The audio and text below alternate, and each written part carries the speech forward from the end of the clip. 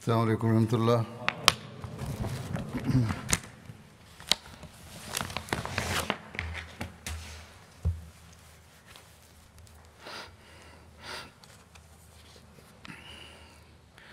أشهد أن لا إله إلا الله وحده لا شريك له وأشهد أن محمدا عبده ورسوله أما بعد فأعوذ بالله من الشيطان الرجيم بسم الله الرحمن الرحيم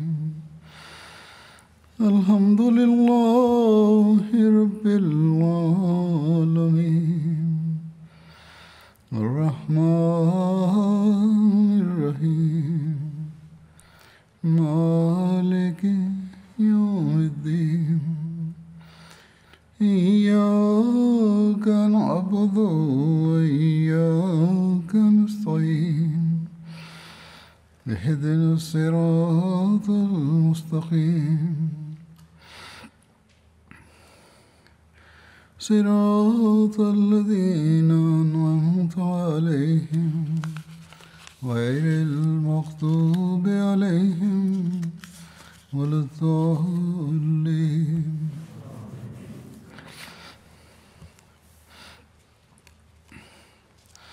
जैसा कि गुज़िश्ता जुमे में बताया था मैंने, Comme je l'avais dit précédemment, aujourd'hui j'évoquerai les campagnes menées par le calife Abu Bakr radhiyallahu anhu contre les Persans.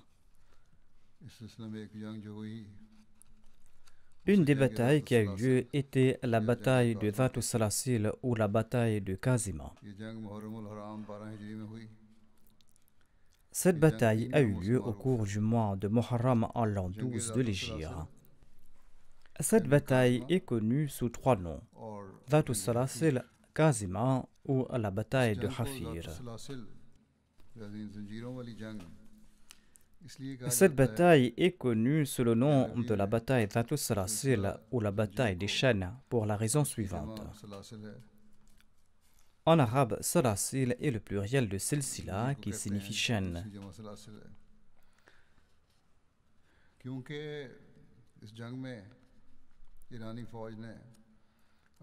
Lors de cette bataille, les soldats persans s'étaient attachés les uns aux autres par des chaînes, afin qu'aucun soldat ne prenne la fuite.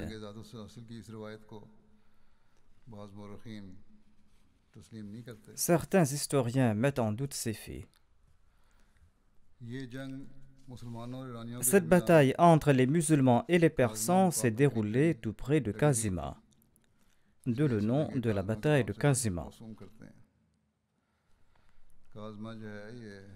Kazima est un hameau situé entre Basra et le Bahreïn sur le Saif al-Bahar. Cette bataille est aussi connue comme la bataille de Hafir en raison du lieu portant le même nom et où elle s'est déroulée. Khalid bin Walid était le commandant musulman lors de cette bataille et Hormuz était le général persan. L'armée musulmane comprenait 18 000 soldats.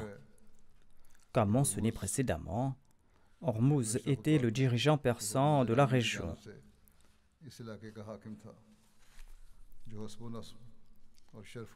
Il était supérieur en statut à de nombreux Persans en raison de sa lignée et en raison de sa noblesse.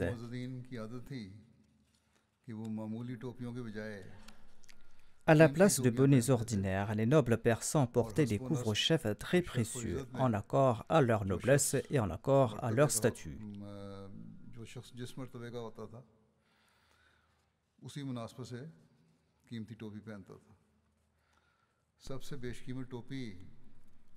Ceux de la plus haute noblesse portaient des coiffes valant 100 000 dirhams.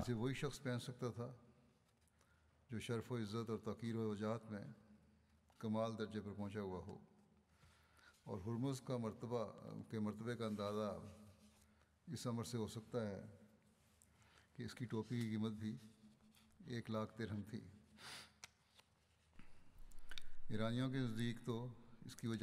Le couvre-chef de Hormuz valait 100 000 dirhams et cela indique l'importance de son statut.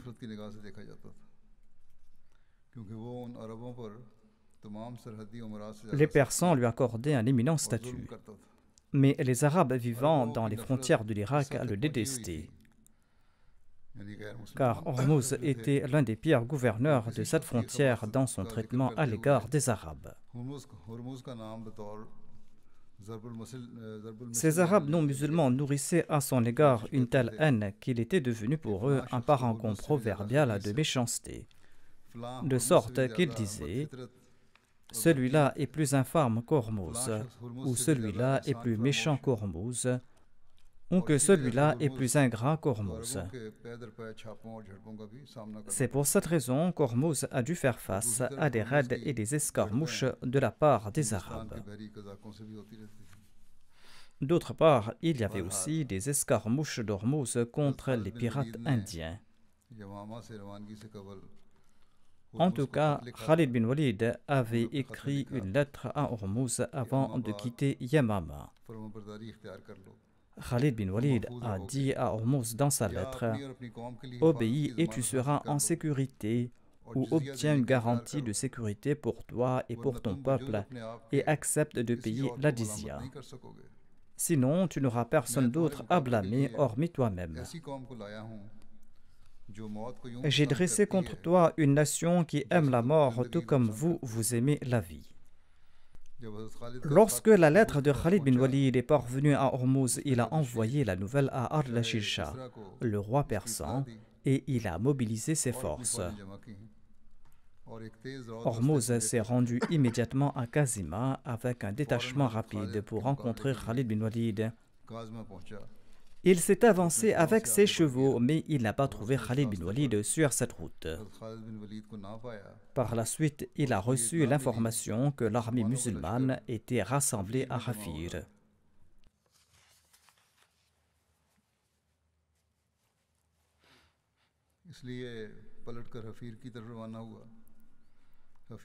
C'est pour cette raison qu'il a fait demi-tour et il s'est dirigé vers Hafir. Hafir était la première étape sur le chemin menant de Bassoura à la Mecque. Dès qu'il est parvenu à Hafir, il a aligné son armée. Hormuz a nommé deux frères à sa droite et à sa gauche. L'un d'entre eux s'appelait Kubath et l'autre s'appelait Anushrajan.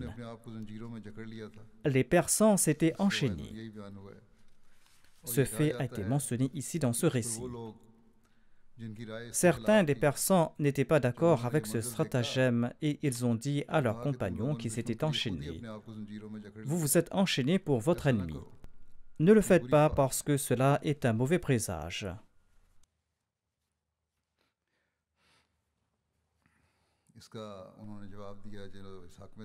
Ceux qui s'étaient enchaînés ont répondu aux autres « Nous savons que vous avez l'intention de fuir. » Quand Khalid bin Walid a su qu'Hormuz était à Hafir, il a tourné ses troupes vers Kazima. Quand Hormuz a su cela, il s'est empressé de précéder Khalid à Kazima et il s'y est campé. Hormuz et son armée se sont alignés et ils ont pris le contrôle de l'eau. Lorsque Khalid bin Walid est arrivé, il a dû s'arrêter à un endroit où il n'y avait pas d'eau et ses soldats s'en sont plaints.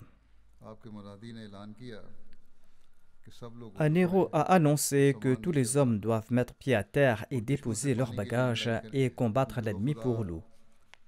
Car par Dieu, le groupe le plus ferme des deux groupes prendra le contrôle de l'eau et sera le plus honorable des deux armées.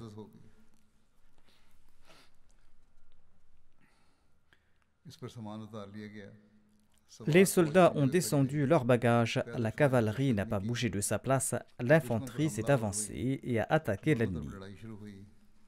Lorsque les combats ont débuté des deux côtés, Allah a envoyé un nuage et la pluie est tombée derrière les rangs des musulmans et ils en ont tiré de la force. Hormuz a préparé un complot pour Khalid. il a dit à son détachement de défense qu'il va inviter Khalid pour un duel. Il a dit « Je vais retenir son attention et vous devez attaquer Khalid en secret ». Ainsi donc, Hormuz est sorti sur le terrain et Khalid est descendu de son cheval. Hormuz est également descendu de son cheval et il a invité Khalid pour un duel. Khalid a marché vers lui et tous deux se sont battus. Ils ont échangé des coups. Khalid a pu battre Hormuz et la défense d'Hormuz, agissant par traîtrise, a attaqué Khalid et l'a encerclé.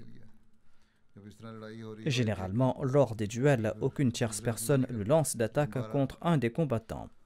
En tout cas, ici, les soldats d'Hormuz ont attaqué Khalid. Malgré cela, Khalid a tué Hormuz.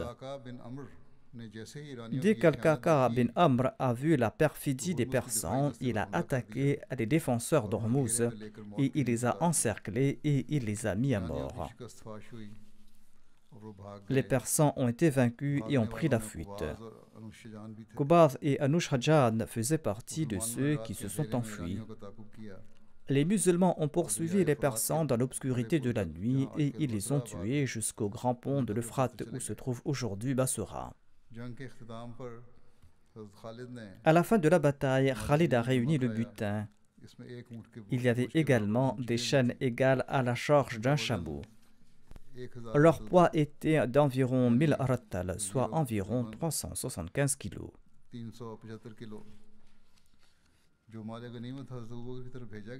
Le butin a été envoyé à Abu Bakr radhiyallahu anhu.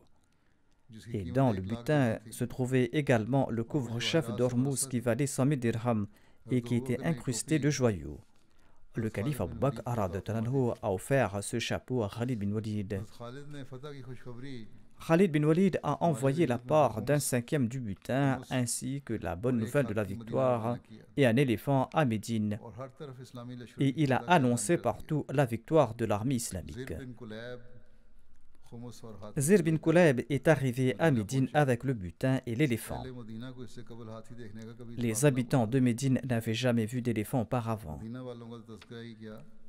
Non seulement les Médinois, mais aucun autre habitant de l'Arabie n'avait jamais vu d'éléphant, à l'exception de ceux qui avaient vu les éléphants d'Abraha. L'éléphant a été défilé dans toute la ville, et les vieilles femmes étaient très surprises de le voir. Et elles demandaient si ce qu'elles voyaient était vraiment une création de Dieu. Elle pensait qu'il s'agissait d'une invention humaine. Le calife Abu Bakr radhiyallahu anhu a renvoyé cet éléphant à Khalid bin Walid avec Zir.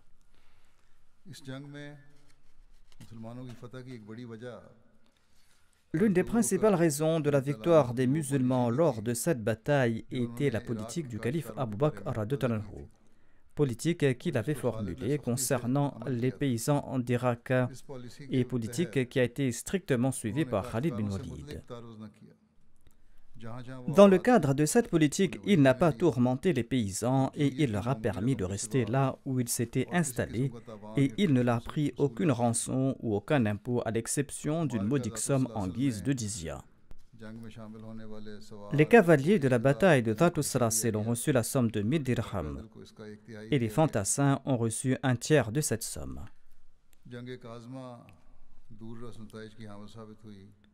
La bataille de Kazima a eu des conséquences marquantes. Cette bataille a ouvert les yeux des musulmans. Ils ont constaté que les Persans, dont la renommée s'était fait entendre depuis longtemps, n'ont pas pu tenir tête à leur maigre armée malgré toute leur force. Les musulmans ne pouvaient même pas imaginer la quantité de butin qu'ils ont pu obtenir lors de cette bataille. La bataille d'Ubulla s'est déroulée en l'an 12 de l'Hégire. Le calife Abu Bakr radhiyallahu anhu a ordonné à Khalid bin Walid de commencer la campagne militaire en Irak depuis Ubulla, qui était un point frontalier sur le golfe Persique. Les caravanes commerciales venant en Irak de l'Inde et du Sindh séjournaient d'abord à Ubulla. La conquête d'Ubulla est mentionnée dans deux récits. Selon le premier récit, les musulmans ont conquis Ubulla une première fois sous le règne du calife Abu Bakr. Mais Ubulla est tombé de nouveau en possession des Persans, et les musulmans l'ont complètement occupé par la suite au cours du califat d'Omar bin al-Khattab. Selon un autre récit, Ubulla a été conquis à l'époque du calife Omar radhiyallahu anhu. Cependant, Tabari a brièvement mentionné cette bataille en évoquant le califat d'Abu Bakr radhiyallahu anhu dans son livre. Il écrit que l'histoire de la conquête de Bulla au cours du califat d'Abu Bakr radhiyallahu anhu est contraire aux récits des biographes connus et des récits authentiques. Utba bin Ghazwan avait conquis Ubulla en l'an 14 de l'Hégire à l'époque du calife Omar radhiyallahu anhu.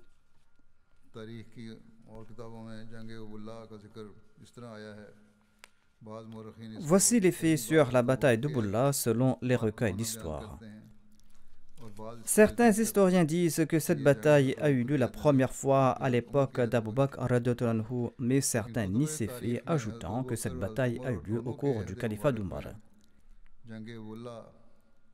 Mais les livres d'histoire évoquent la bataille et la conquête de Bulla au cours des règnes bénis d'Abu Bakr radhiyallahu anhu et d'Omar radhiyallahu anhu.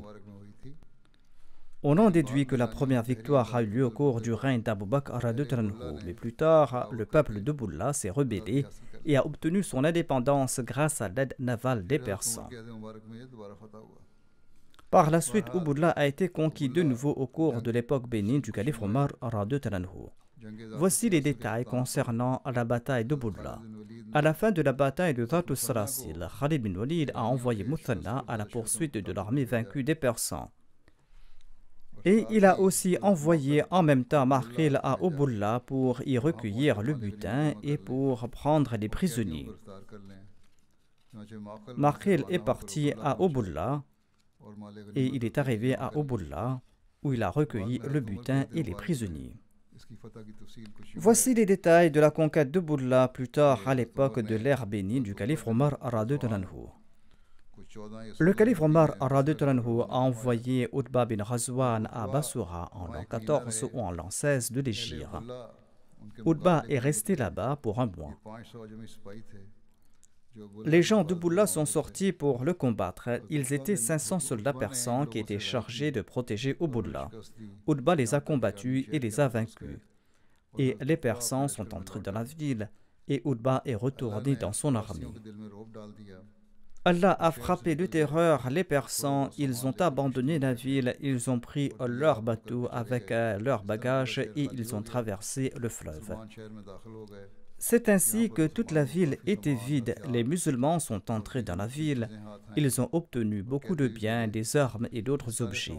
Ils ont aussi fait des prisonniers. L'apport du Khums a été déduit de tous ces biens et le reste du butin a été distribué parmi les combattants. Le nombre de musulmans était de 300.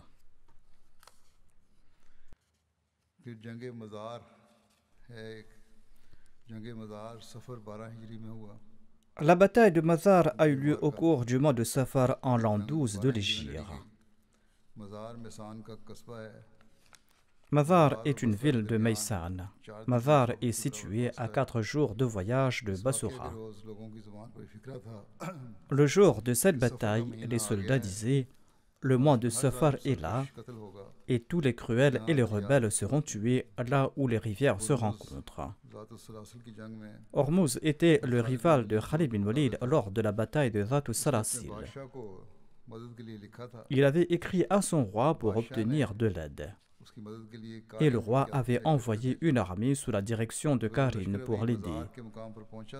Cette armée était arrivée à Mazar lorsqu'elle a reçu la nouvelle de la défaite de Hormuz et la mort de Hormuz lors de la bataille de Dhat al-Salasil. Les troupes vaincues d'Hormuz étaient également venues rencontrer Karin à Mazar. Et les soldats d'un détachement disaient aux autres troupes « Si vous êtes divisés aujourd'hui, vous ne pourrez plus jamais vous rassembler. Ainsi donc, rassemblez-vous pour relancer l'attaque tout de suite. » L'armée en déroute et les nouveaux renforts qui arrivaient, ou la nouvelle armée qui venait de la Perse se sont rencontrés et ils s'encourageaient mutuellement à combattre. Les vaincus qui s'étaient enfuis disaient: la nouvelle armée est arrivée avec le soutien du roi et Karin est son général. Il se peut que Dieu nous accorde le dessus et que Dieu nous délivre de notre ennemi et que nous puissions couvrir nos pertes. Ils ont suivi ces consignes et ils ont campé à Mazar. Karin a nommé Qubadh et Anushhajan à l'avant-garde. Ils s'étaient échappés lors de la bataille de Dhat Salasil. D'autre part, Muthanna et Muhanna ont informé Khalid bin Walid à propos de ses préparatifs de la nuit. Dès que Khalid bin Walid a obtenu l'information sur Karin, il a distribué le butin obtenu lors de la bataille de Dhat Salasil à ses combattants à qui Dieu a octroyé ce butin. Et il a accordé davantage du khums à ceux qui en voulaient. Le reste du butin obtenu lors de la bataille de Dhat Salasil et la bonne nouvelle de la victoire ont été envoyés au calife Abu Bakr radhiyallahu anhu. Khalid bin Walid a également informé le calife que les forces vaincues lors de la bataille de Dhat Salasil ainsi que la nouvelle armée sous l'égide de Karin s'étaient rassemblées en un seul endroit. Khalid est parti de là et il s'est approché pour affronter l'armée de Karin sur le champ de bataille à Mazar. Et il a aligné son armée. Le combat a éclaté entre les deux belligérants et ils se sont battus avec beaucoup de férocité. Karin est sorti pour défier les musulmans au combat individuel. Khalid et Maqil bin Asha se sont avancés pour le rencontrer. Tous deux ont couru vers Karin, mais Maqil a atteint Karin avant Khalid et il l'a tué. Asim a tué Anushhajan et Adi a tué Qubadh. Après la mort de ces trois chefs, les Persans ont perdu le courage et ils ont abandonné le champ de bataille. Un grand nombre de Persans ont été tués lors de cette bataille et ceux qui ont été repoussés ont fui dans leurs bateaux. Khalid bin Walid est resté à Mazar et il a offert les biens de chaque victime persan, quelle que soit leur valeur, aux combattants qu'il avait tués. Il a également distribué les biens entre eux. Et il a également donné une part du khums à ceux qui se sont distingués lors du combat. Et le reste du khums a été envoyé à Médine avec une délégation dirigée par Saïd bin Norman.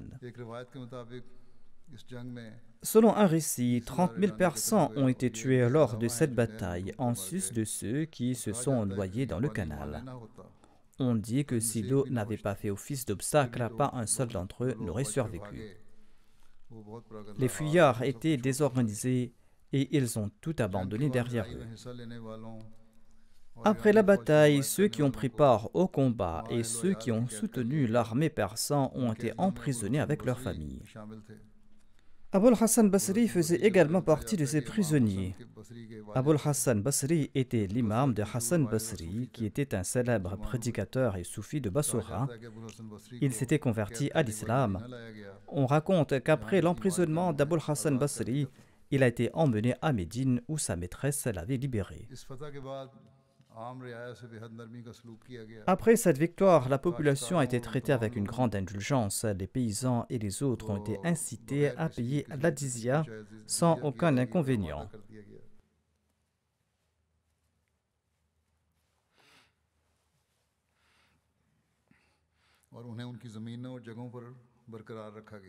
Ils ont été maintenus sur leurs terres et sur leurs lieux. Après s'être libéré de ses affaires initiales, Khalid bin Walid s'est tourné vers l'administration de la région conquise. Des fonctionnaires ont été nommés pour collecter la jizya. Pour la protection du territoire conquis, il a stationné des troupes à Hafir et à Disr A'zam, qui était le plus grand pont. Ces troupes ont été mieux organisées et il a placé tous les détachements sous la direction des officiers et il leur a donné des consignes très strictes, notamment d'être vigilants concernant les mouvements secrets et ouverts de l'ennemi et de les combattre quand l'occasion se présentait. Quelle plus grande preuve de la maîtrise de l'art de la guerre par Khalid bin Walid que dès le début de son avancée en terre persane, les puissantes armées de Khosroès ont commencé à être vaincues et leur courage et leurs ambitions se sont refroidis. La bataille de Mazar a eu lieu à une courte distance de Hira, Hira qui est située à mi-distance entre le golfe Persique et Madain. Après s'être occupé des derniers aspects de cette bataille, Khalid bin Walid s'est mis en route pour s'informer des mouvements de l'ennemi et pour s'assurer que l'ennemi ne se rassemblait pas contre les musulmans.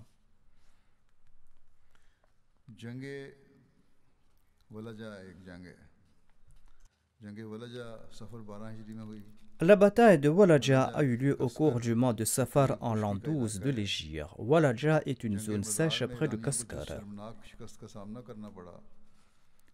Après la défaite humiliante des Persans lors de la bataille de Mazar, bataille au cours de laquelle leurs grands chefs ont également été tués, l'empereur persan a mis en place une nouvelle stratégie. Et il a prévu d'affronter les musulmans avec une plus grande préparation. Ainsi donc, l'État persan a invité à la cour du roi persan les dirigeants de la tribu Bakr bin Wa'il, une grande tribu de chrétiens qui vivaient en Irak. Et les Persans les ont persuadés de se battre contre les musulmans et à mettre en place une armée. Cette armée a été placée sous le commandement d'un célèbre chevalier nommé Andar Zakar. Et cette armée est partie pour Walaja.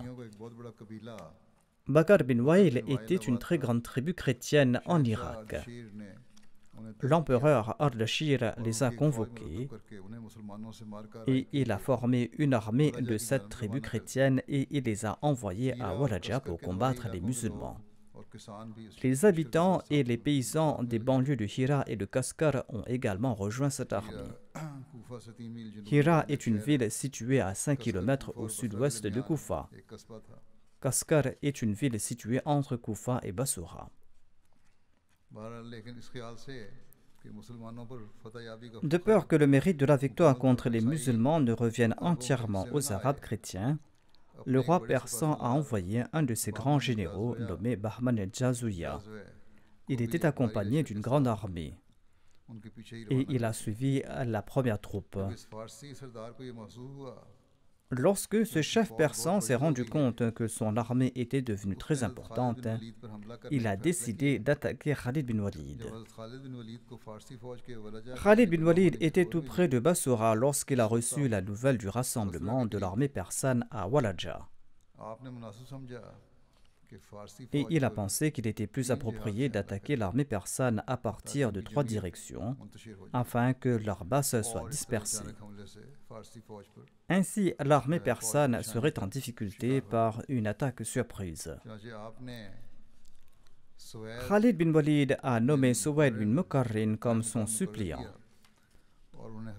Et il lui a ordonné de rester à Rafir et de partir à la rencontre des gens qu'il avait laissés sur la rive inférieure du fleuve Tigre. Il leur a ordonné d'être à l'affût de l'ennemi à tout moment et de ne pas être négligent ou complaisant. Il a pris son armée et il a avancé vers Walaja. Et il a fait face à l'armée ennemie et à ses partisans. Une bataille féroce a eu lieu. Khalid bin Walid avait tendu une embuscade des deux côtés de l'ennemi par des combattants et finalement, les deux troupes embusquées ont attaqué l'ennemi des deux côtés. Les forces persanes ont fui dans la déroute, mais Khalid bin Walid les a encerclés par le front et les deux troupes ont tendu une embuscade par derrière. Ainsi, l'armée ennemie a été entièrement submergée tant et si bien qu'aucun soldat ennemi ne s'est soucié de la mort de son compagnon. Le commandant de l'armée ennemie a été vaincu et tué. Khalid bin Walid a traité les partisans de la même manière, c'est-à-dire qu'il n'a pas touché à aucun de ses partisans et il n'a pas tué aucun d'entre eux. Il a fait prisonnier uniquement les descendants des combattants et leurs partisans et il a invité les populations à payer la jizya et à devenir des ennemis. Ce sont des conditions qu'ils ont tous acceptées. La bataille de Oulaïs a eu lieu au cours du mois de Safar en l'an 12 de l'Hégire. Oulaïs était également un des hameaux de la région d'Ambar en Irak. La défaite de la tribu de Bakr bin Wa'il et une autre défaite écrasante des Persans aux mains de Khalid bin Walid le jour de Walaja ont enragé leurs compatriotes chrétiens. Ils ont écrit des lettres aux Persans et ces derniers ont correspondu avec eux et tous se sont réunis à Oulaïs. Abdul Aswad Ijli a été nommé leur chef. Le roi persan a demandé à Bahman Jazouya de se rendre à Oulaïs avec son armée et de rencontrer les chrétiens de la Perse et d'Arabie qui y sont rassemblés. Cependant, Bahman n'a pas accompagné son armée, mais il a envoyé un autre illustre brave nommé Jabban à sa place. Il lui a ordonné d'instiller dans le cœur du peuple un esprit de guerre, mais de ne pas débuter la bataille contre l'ennemi avant son arrivée, sauf si l'ennemi prenait l'initiative. Jabban est parti pour Oulaïs. Bahman Jazouya s'est rendu auprès du roi persan Ardashir pour le consulter. Mais là-bas, il a constaté que le roi était malade. Bahman Jazouya est parti à sa rencontre pour le visiter et n'a envoyé aucune instruction à Jabban. Ainsi donc, Jabban est parti tout seul pour le front avec l'armée et il est arrivé à Oulaïs au cours du mois de Safar. Les chrétiens arabes de diverses tribus et de la banlieue de Hira ont afflué à Jabban. Lorsque Khalid bin Walid a su à propos du rassemblement de ces groupes chrétiens, il est sorti pour les combattre, mais il ignorait que Jabban s'était également approché. Khalid est sorti uniquement avec l'intention de combattre ces Arabes chrétiens, mais il a dû confronter Jabban à Oulaïs. Lorsque Jabban est arrivé à Oulaïs, les Persans ont demandé à Jabban si les soldats devaient s'occuper des musulmans en premier ou prendre leur repas. Autrement dit, s'ils devaient lancer la bataille ou prendre le repas pour ensuite combattre l'ennemi. Jabban a répondu, si l'ennemi ne vous attaque pas, vous ne devez pas rien entreprendre, mais je pense qu'ils vont vous attaquer soudainement et qu'ils ne vous laisseront pas manger. Les soldats n'ont pas écouté Jabban. Ils ont mis le couvert, ils ont choisi la nourriture et tout le monde a été convié pour le repas. Khalid est arrivé devant l'ennemi et il s'est arrêté. Il a ordonné de décharger les marchandises. Lorsqu'il a terminé avec ce travail, il s'est tourné vers l'ennemi. Khalid a nommé ses détachements pour protéger ses arrières et il s'est avancé vers la ligne ennemie en le défiant. Il a demandé où se trouve Abjar, où se trouve Abdul Aswad, où est Malik bin Aïth. À l'exception de Malik, tout le monde est resté silencieux en raison de leur lâcheté. Malik s'est avancé pour le duel. Khalid lui a dit, « D'entre tous, qu'est-ce qui t'a donné le courage de venir me combattre? As-tu la force de me combattre ?» En disant cela, Khalid l'a frappé et l'a tué. Les Persans ont dû se lever avant qu'ils n'aient la chance de prendre leur repas. Jabban a dit à ses soldats, « Ne vous avais-je pas demandé de ne pas commencer à manger? Par Dieu, aucun général ne m'a jamais terrifié comme celui d'aujourd'hui lors de cette bataille. »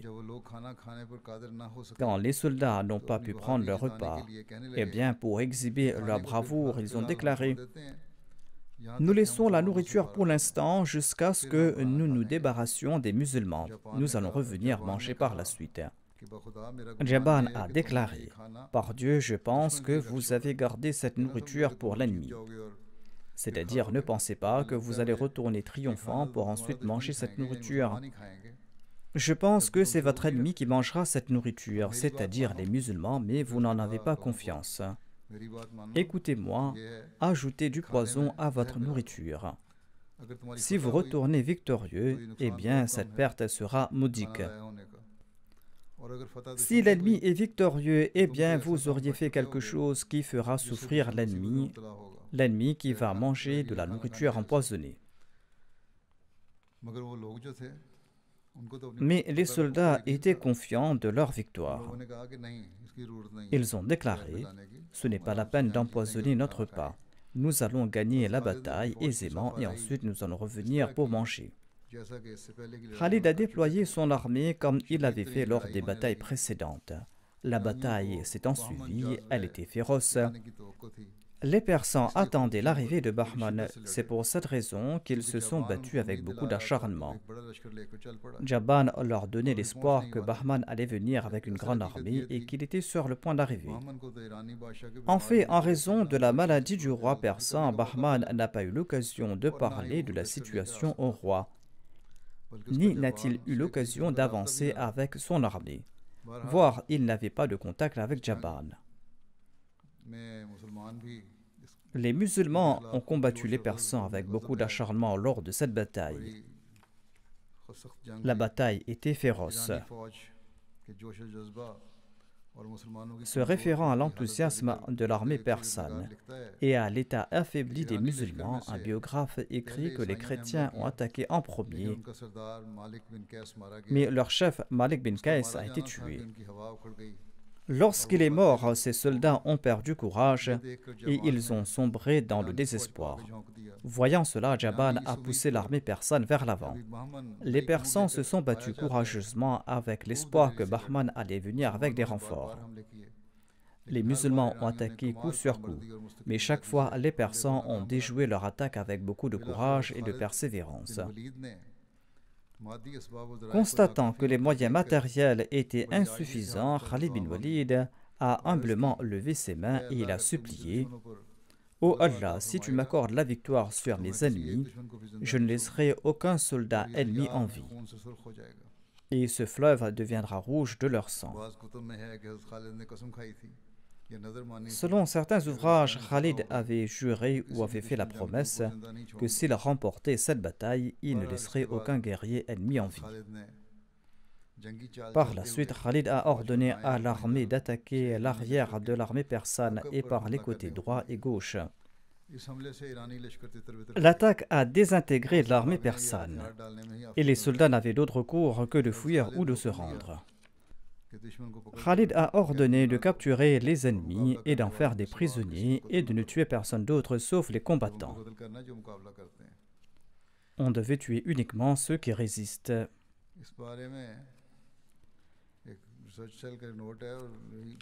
La cellule de recherche a présenté une note à ce propos. Et selon moi, la conclusion semble correcte. De nombreux biographes et historiens, dont Tabari, ont mentionné que selon la promesse faite par Khalid dans sa prière, ces prisonniers ont été tués et jetés dans le canal tout au long d'une journée et d'une nuit, rendant ainsi l'eau de ce canal rouge de leur sang. C'est-à-dire, non seulement se sont-ils battus contre les guerriers ennemis, mais ils ont également tué des prisonniers, et c'est pour cette raison que ce canal est connu comme le Naharuddam ou le canal du sang. Mais cela ne semble pas être vrai, notamment que des prisonniers ont été tués et que leur sang a été jeté dans le canal. Certains biographes ont été coupables de négligence ou d'exagération, où il est tout à fait possible que ceux qui ont délibérément créé des fausses histoires de cruauté, de brutalité dans les batailles islamiques aient inclus de tels événements là où l'occasion se présentait. Parmi ces historiens, il y avait aussi des ennemis ou ceux qui nourrissaient de l'inimitié ou de la haine contre les musulmans et qui auraient prétendu que les musulmans ont tué des prisonniers et qu'ils ont déversé leur sang dans le canal. En tout cas, il semble que ces faits ont été rapportés avec de telles intentions afin de tromper les gens et afin de leur faire croire que les musulmans ont persécuté et ont tué des prisonniers innocents. De prime abord, tuer les prisonniers n'était pas un acte répréhensible selon les règles et les coutumes de guerre de l'époque. Mais durant les guerres islamiques, en particulier à l'époque du saint prophète Mohammed lui et de ses califes bien guidés, des prisonniers n'ont pas été tués de cette façon. Bien que le nombre de tués lors de ces batailles ait atteint des milliers ou des centaines de milliers, Tous ces soldats ont été tués au cours des combats. Une étude des batailles menées par des généraux à l'instar de Khalid bin Walid prouve qu'il a, dans la mesure du possible, épargné la vie de chaque personne qui a déposé les armes ou qui a fait preuve d'obéissance. Malgré les affabulations de certains historiens, l'on constate que Khalid avait des preuves et des raisons concrètes pour l'exécution de certains ennemis sur le champ de bataille. En tout cas, une étude de ces faits démontre que cela semble être une histoire fabriquée de toutes pièces. En effet, certains des historiens et des biographes qui décrivent en détail ces lieux et les moindres aspects de ces événements n'ont même pas mentionné cet incident sur l'exécution des prisonniers. Cela prouve donc qu'il s'agit d'histoires fabriquées de toutes pièces. Un des écrivains est connu pour la liberté de son opinion et évoque sur l'histoire des faits contestables et inacceptables. Ayant mentionné cet incident, il affirme que les narrateurs ont exagéré à l'extrême les faits de cet incident. Certes, la rigueur de Khalid contre les ennemis de l'islam prenait une telle ampleur qu'Al-Qaqa et ses compagnons n'arrivaient plus à le supporter. En d'autres termes, il était sévère envers les prisonniers, mais il est faux de dire qu'il les a tués. De même, un auteur évoque cet incident en suggérant que les Persans n'ont pas été tués et jetés dans le canal. Il écrit que Khalid a attaqué les chrétiens et a détruit les rangs des soldats persans avec une telle rapidité comme s'ils étaient faits d'argile et non de chair et de sang. Les Persans étaient étendus sur toute la longueur. Ils formaient un demi-cercle en forme de croissant et ils poussaient les musulmans dans un étau.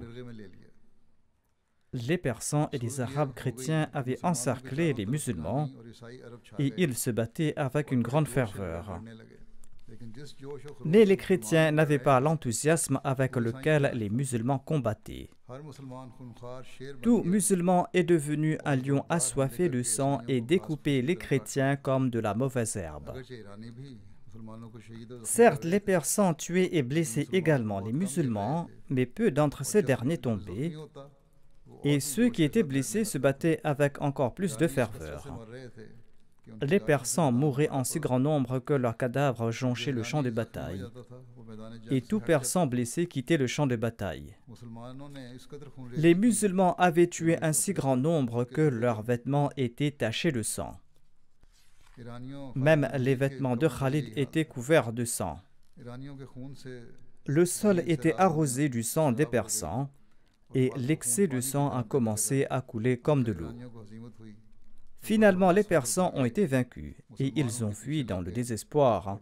Les musulmans les ont poursuivis et n'ont cessé de les tuer et de les arrêter sur une longue distance. Les Persans ont fui dans un tel désespoir que des milliers de leurs soldats sont tombés dans le fleuve et se sont noyés. Quand les Persans sont partis, c'est là que les musulmans sont revenus. 70 000 Persans ont été tués dans cette bataille, 138 musulmans sont tombés en martyrs. Cependant, les historiens se demandent également comment les musulmans ont tué un si grand nombre de Persans. Un historien a soulevé cette question. Même si l'on accepte comme vrai l'incident de l'eau du canal devenant rouge de sang, cela aurait pu être en raison de la noyade des soldats blessés.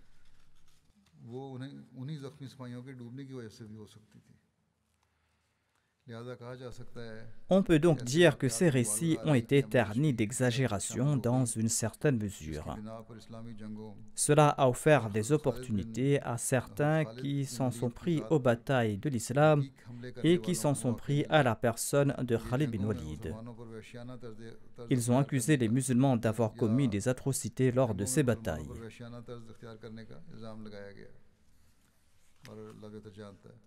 En tout cas, Allah sait le mieux, mais il semble qu'il s'agit d'une accusation infondée.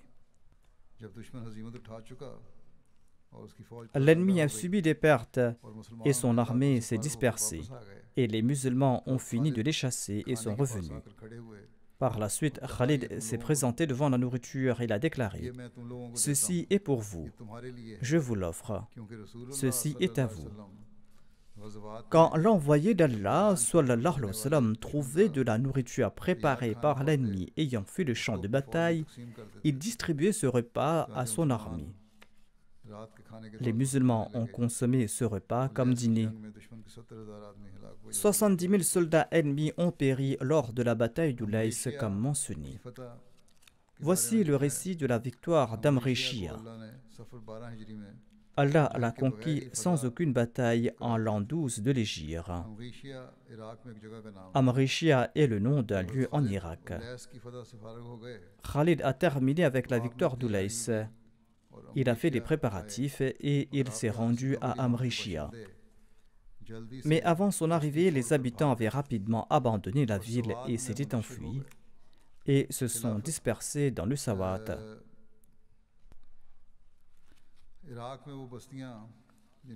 Sawat était une de ces régions en Irak conquises par les musulmans au cours du califat d'Umar. Elle portait ce nom en raison de la verdoyance de ses champs. Khalid a ordonné de détruire Amrishia et tout ce qui se trouvait dans les alentours. Amrishia était une ville égale à Hira. Ulays était le poste militaire de ce lieu. À Amrishia, les musulmans ont obtenu plus de butin qu'ils n'ont jamais reçu dans aucune bataille jusqu'à celle de Dhat al-Salasil. Les cavaliers ont reçu une part de 1500 dirhams lors de cette bataille. Cette part s'ajoutait au butin qui était octroyé à ceux qui avaient accompli des exploits. La nouvelle de la victoire d'Ulays et d'Amrishia a été envoyée par Khalid bin Walid par l'intermédiaire d'un certain Jandal de Banu Ijl. Il était un célèbre guide courageux. Il s'est présenté au calife Abu Bakr et il lui a donné la bonne nouvelle de la victoire d'Ulays. Et il a bien décrit le montant du butin, le nombre de prisonniers, les objets comprenant le khums et les détails des combattants qui avaient accompli des exploits et les actes héroïques de Khalid bin Walid. Le calife Abu Bakr a apprécié sa bravoure, son opinion ferme et le style avec lequel il a présenté la nouvelle de la victoire. Le calife Abu Bakr lui a demandé quel était son nom. Il a répondu: Je m'appelle Jandal. Le calife Abu Bakr a répondu: Très bien. Ensuite, il a ordonné qu'on lui offre une esclave de parmi les captifs. Celle-ci lui a donné un enfant. En cette occasion, le calife Abu Bakr a déclaré: Aucune femme ne pourra donner naissance à quelqu'un comme Khalid bin Walid. Je mentionnerai le reste à l'avenir, Inch'Allah.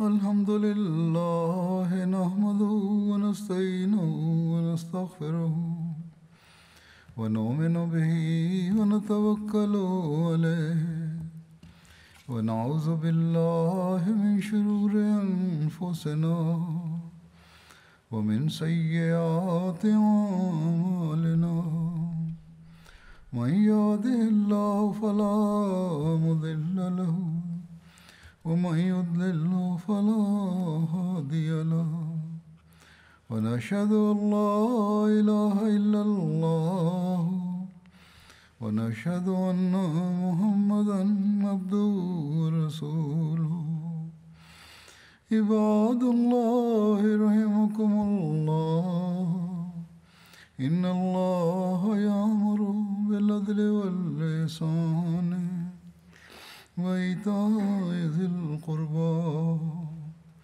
وينهى عن الفحشاء والمنكر والبغي يعظكم لعلكم تذكرون اذكروا الله يذكركم وادعوه يستجب لكم ولذكر الله أكبر.